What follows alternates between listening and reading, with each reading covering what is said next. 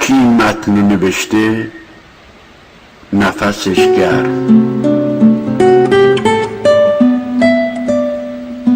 دست پا زدن و فریاد زدن همیشه نشونه بیداری نیست، گاهی نشونه خواب بودنه، کابوس دیدن و هذیان گفتنه. ما ایرانی‌ها دیگه کاملا تبدیل شدیم به ملت زنده باد مرده باد.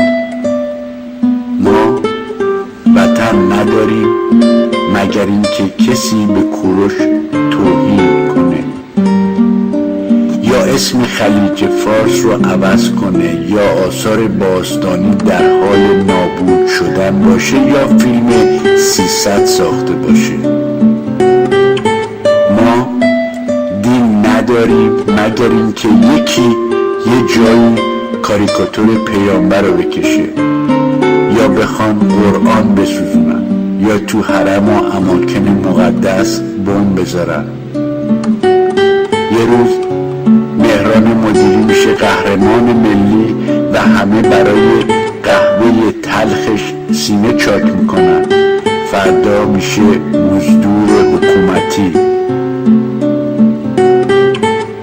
یه روز حیثیت افتخاری رو میبریم، یه روز لیلا اوتادی میشه فاحشه، یه روز فوتبالیستا دستبند سبز میبندن میشن افتخار ملی، یه روز میرن با احمدی نژاد فوتبال بازی میکنن فوششون میدیم.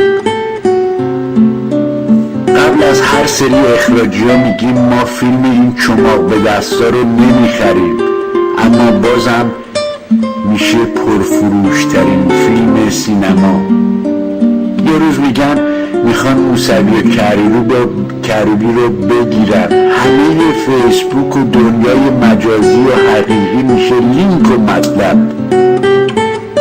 خیلی از حرفا رو نمیشه زد، فقط سربسته میگم.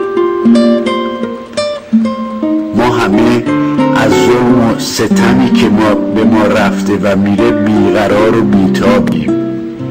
موج شدیم و عده‌ای هم از هر قشری، سیاستمدار و هنرمند و ورزشکار و خوب بلدن از این موج ما سواری بگیرن، پشتکوارو بزنن و حالشونو ببرن. یکی نیست داد بزنه بابا گشت ارشاد از وقتی شروع شد که ما به خواهرمون گیر دادیم. والا دیکتاتوری وقتی پا گرفت که به همسرامون و فرزندانمون زور گفتیم. تقلب تو انتخابات از جایی شروع شد که همه با برگه های توی جیبمون رفتیم سر جلسه امتحان.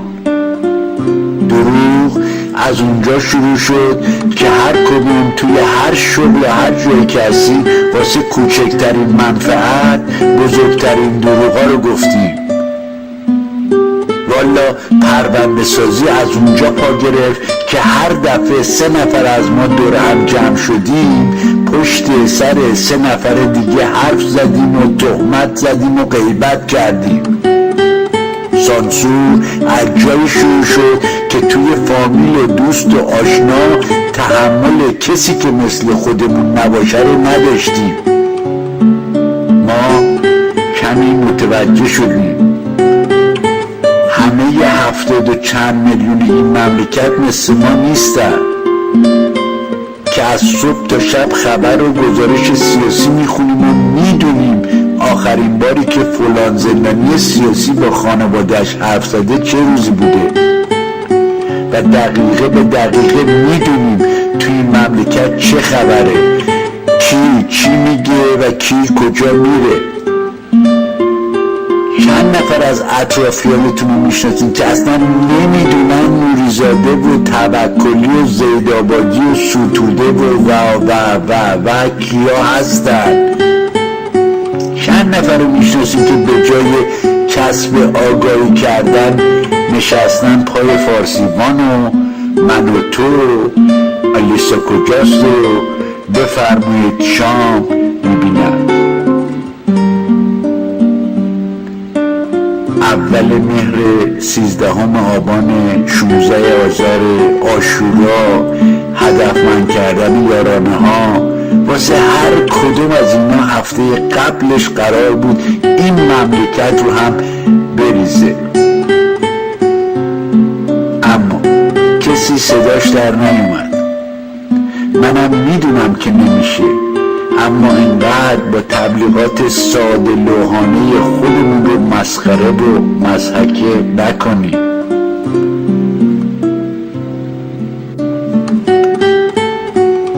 چند نفر از خانواده، دوستان، همکاران، آشنایان خودتون رو میشناسید که از صبح تا شب میگن اینا همه دستشون توی یک کاسه است، آخرش هیچی نمیشه، اینا همش بازیه، بذار زندگیمون کنی.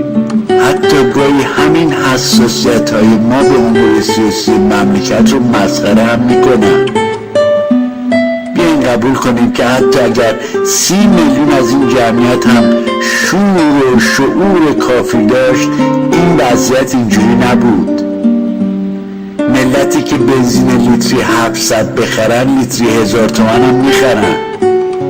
ملتی که قیمت خودشو ندونه هر چیزی رو با هر قیمتی میخره. مگه این بولوی نبود که یارانه سوخت و برداشت بعد با اعتراض مردم دوباره برگردون؟ ملتی که 3 روز نمیتونه جلو شکمشو بگیره و نره در نونوایی بربری و لواش بخره و چی به آزادی و دموکراسی؟ در عوض واسه زندانیایی که توی زندان اعتصاب غذا میکنن کمپین را میندازه و پتیشن امضا میکنن. مگه اون بازار نبود که اعتصاب کرد و به خواسته‌اش رسید؟ یه نگاه به مباحثه هایی که تو همین فیسبوک یا بقیه شبکه‌های اجتماعی و فضاهای مجازی اتفاق میفته بیاندازید. ببینید ملت سر هر اختلاف عقیده‌ای چجوری به هم توهین میکنند و تهمت میزنند. فردا در یک فضای باز اینجوری میخوایم کنار هم زندگی کنیم؟ من خستم از این همه شعار مرده باد زنده باد. هر کی زنده باشه و هر کی مرده باشه، من میخوام تا زنده هستم زندگی کنم.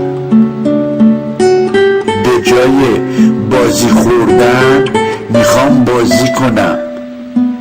فقط هم نقش خودمو، زندگی خودمو و نه چیز دیگه ای رو.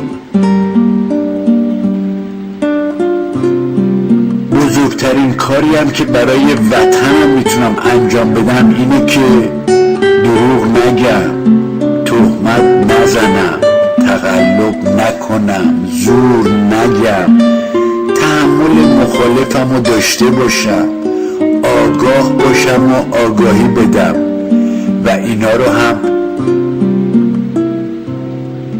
به هم نسل‌های خودم و نسل بعدی هم منتقل کنم. من یقین دارم این اوضاع نمیتونه اوضاع مملکتی باشه که 70 میلیون انسانی که دروغ نمیگن و تهمت نمیزنن و تقلب نمیکنن و زور نمیگن توش زندگی کنن. با درود و بدرود پیروز باشید.